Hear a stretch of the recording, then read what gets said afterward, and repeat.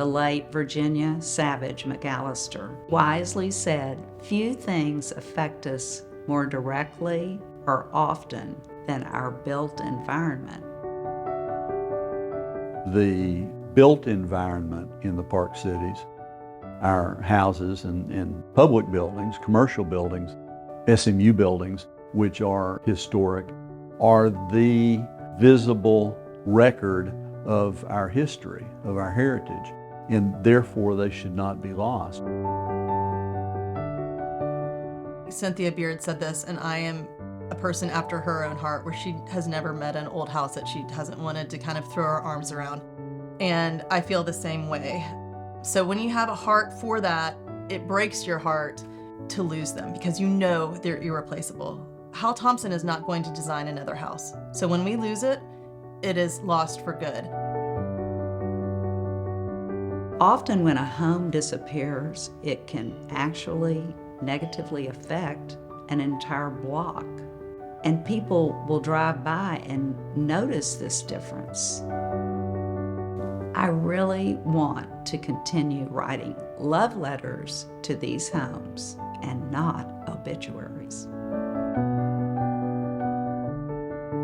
We're sitting here in the living room of the Elbert Williams house, which is a special preservation victory.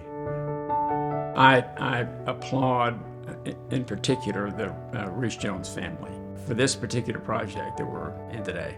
It's a once-in-a-lifetime event for us to be able to do this kind of a house that's the most important house in the state, and to have a client who's willing to ride with me and to get it done well. That is the ideal situation. That's what you hope for. We are currently involved in exhaustive research to see what goes on in other cities and towns in Texas that are similar to ours. For instance, in Alamo Heights, they have a demolition delay ordinance, which we think is a great idea. The city of Dallas actually has that as well.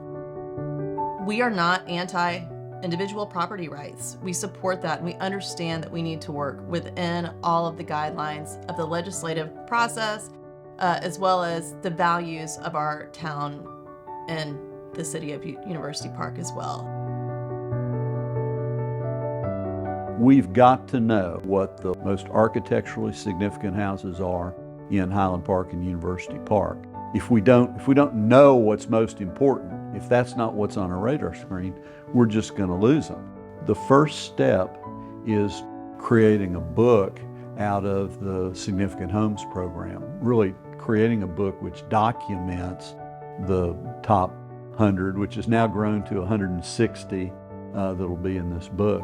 So the Houses of the Park Cities is the forthcoming book, which will serve as a guidebook and will create a little capsule description of each of the houses that's in our inventory of architecturally significant properties which should be preserved. So that'll really spread awareness, and so we hope to have them on as many of the coffee tables or library shelves of the people in the Park Cities as possible.